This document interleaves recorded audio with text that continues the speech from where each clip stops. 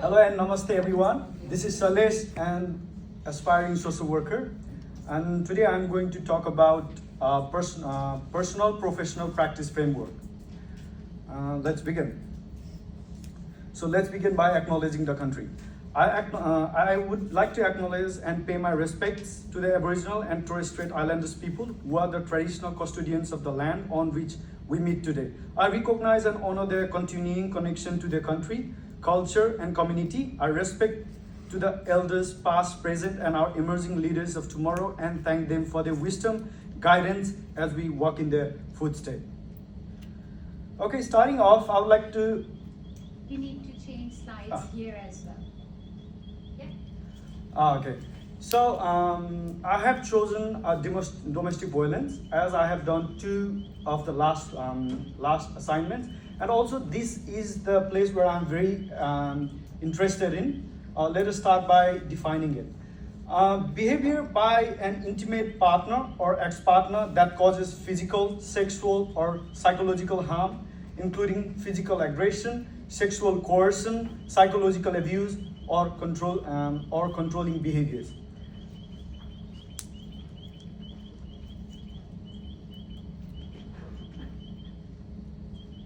So, statistically speaking, 1 in 3 of the women worldwide have been subjected to either physical and or sexual intimate partner violence and non-partner sexual violence in their lifetime. So 1 out of 3, that means at least 34% of the world's population is subjected to domestic violence, and which is very saddening to see.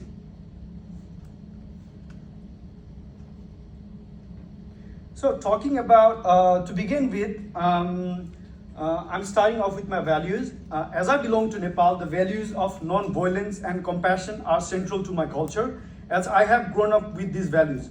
Non-violence to me means refusing any type of violence and advocating for social justice of each individual, be it a man or woman. Everyone deserves the same respect, and the use of violence to control one gender by the other is something I simply do not adhere. So along the same lines, being empathetic and compassionate about suffering of a person that has what made me choose social worker as a career and will remain my personal and professional values always. Social justice and respect for a person are two ethics derived from ASW Code of Ethics that I will integrate in my practice.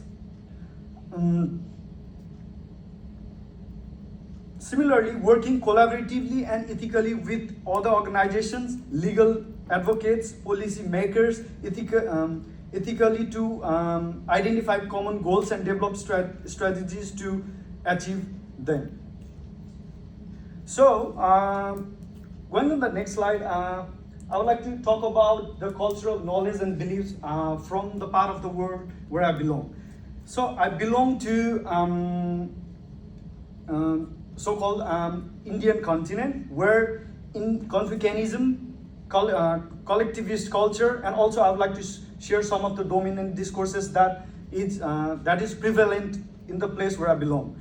So Confucianism is a philosophy commonly prevalent in a place where I was born and brought up, and has been linked to beliefs among both men and women that the husband has a right to teach his wife, including via abusive behavior.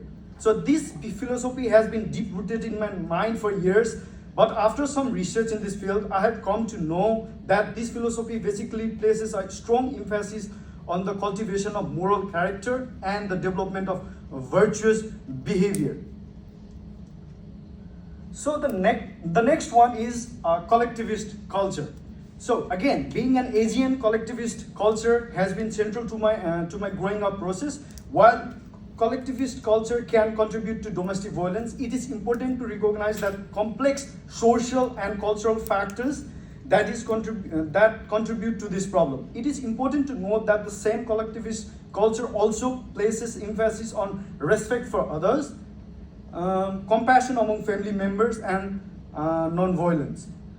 By working to promote by working to promote non-violent conflict resolution, challenging traditional gender roles and expectation, and providing support and resources to victims of domestic violence, we can work towards creating safer and more respectful communities for all the members.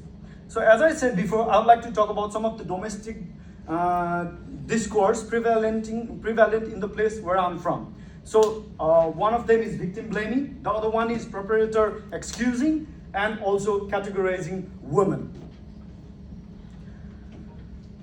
Okay, let's look at the professional practice skill, which is the heart of the skills when I become social work.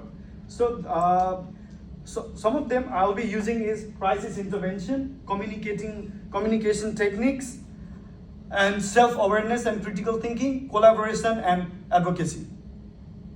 So in crisis intervention involves responding quickly and effectively to immediate safety concerns and providing support and resources to help individuals and families navigate the aftermath of domestic violence.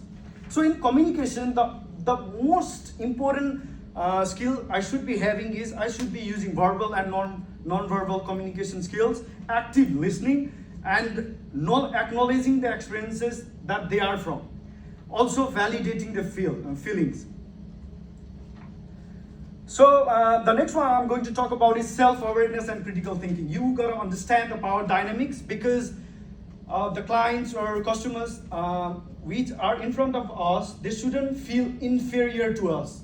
And the next one I'm going to talk is about collaboration and advocacy.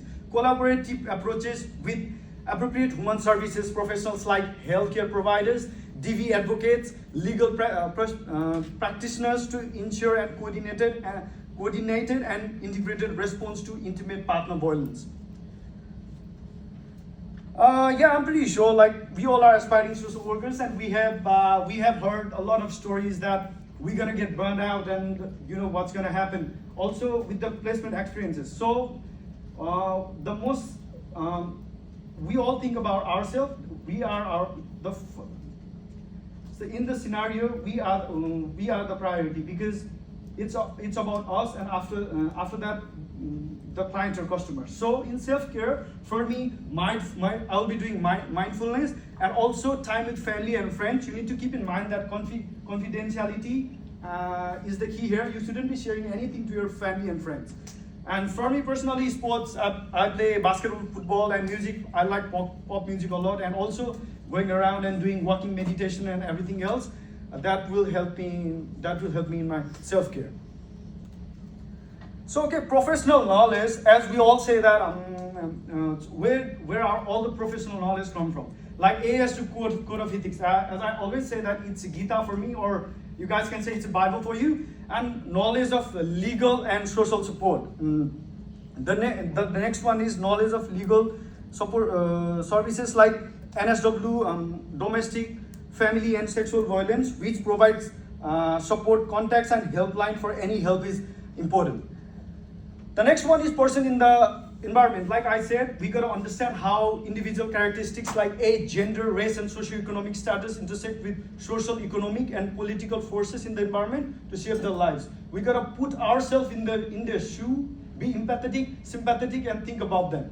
The other one is control, understanding, and sensitivity. Like, we need to think about how are we going to build a rapport. We need to understand of how cultural factors can impact an individual's behavior and experiences. Provide them with culturally appropriate interventions. Like I just want to make an example. Like we've been hearing that we shouldn't be looking straight to the eye of Aboriginal people. So you gotta think about that. That you shouldn't be looking on that. That is considered a disrespect for them. So in white culture, when we see to the person straight to the eye, it's considered that we are attentive and listening, but not in Aboriginal and Torres Strait Islanders culture. Okay, moving on. What theories will I be applying? Of course, if I'm working in domestic violence, the first and foremost is feminist theory. So which describes how the patriarchal society works to contribute the power differentials between men and women, thereby accumulating power for one gender while making other powerless. It also explains the intersection of various systems of power and oppression. The next theory I'm going to apply is, of course, that would be trauma theory if I'm dealing with domestic violence, domestic violence. So it focuses on countering the feelings of isolation, guilt, shame, and self-blame among women exposed to IBP, and shaping social work practices to recognize and understand, respond to victim with sensitive ways. So it is also closely linked with advocacy and empowerment for the clients with the aim of promoting justice to them. Okay, while I'm working in family and domestic violence area, I would like to do more research and study of dynamics of violence of men by women in relatively, we can see it is relatively understudied area compared to research on violence of women by men. As you can see, I am a male and my pronouns are he and him. So I would like to do that in the field. As we can see that 95% of women are the victims of domestic violence, but I would like to do more research. Being a we can see that 5% of male are only in the domestic violence. I would like to do more research on this area.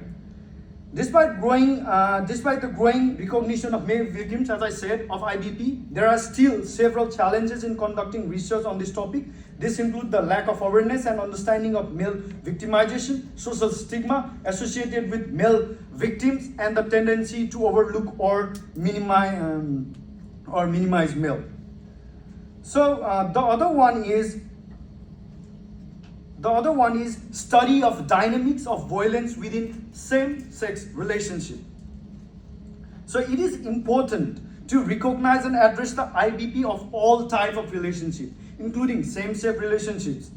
Research has also shown the type of IBP experienced by same-sex couples are similar to those experienced by heterosexual couples. But due to several challenges in researching IBP in same-sex relationship, including the lack of understanding of recognition of IBP in this relationship and difficulty in recruiting participants as I said, that it's going to be very hard to conduct an experiment or something like that in the same-sex relationship, but I'm very keen in looking for research in this field. So okay, organizational context. The values present in NSW domestic violence practice framework that resonates with my personal practice framework are: one is safety-centered practice, the other one is respecting diversity, social justice, and collaboration. Safety-centered practice, I will ensure that safety planning as critical component of domestic violence practice. In respecting diversity, as I've said, respect the diverse ethnic and cultural backgrounds the client belongs to. Social justice will form the heart of my practice. I will ensure every individual gets equal treatment, irrespective of the race, gender, age, and sexual orientation. And the last one is collaboration. Collaboration with various human services, outcome of this provided with the clients. So I can see that not of the time is left, but I really want you to look at this. This one is this is my poster, and it reflects my culture in detail. It is a goddess Durga. Like you guys always see me when I was in class, you saw me in a forehead, there was a tika. So we respect the lady deity or goddess deity. This is how we are supposed to do in our culture. Like a lady has a lot of hands in here. I can see that 95% of the male can't do that. They can't focus on two things at a time. But the female, like 90% of the female can do. So the same female has various forms. You can see that a single male, it is believed in our culture that a single male and female has 9 different forms.